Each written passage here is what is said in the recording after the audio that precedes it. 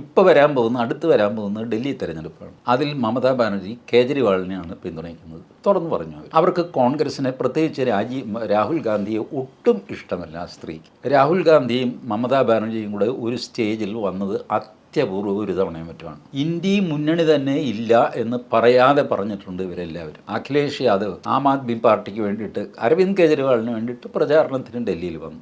ഉദ്ധവ് താക്കറെ ആം ആദ്മി പാർട്ടിയെ പിന്തുണയ്ക്കുന്നു. ഉദ്ധവ് താക്കറേക്ക് അങ്ങേര് പറയുന്നത് കേട്ട് കഴിഞ്ഞാൽ അങ്ങേർക്ക് ഒരു 10 ലക്ഷം വോട്ട് ഡൽഹിയിലുണ്ടെന്ന് തോന്നുന്നു. ഒന്നുമില്ല, ബട്ട് സപ്പോർട്ട്.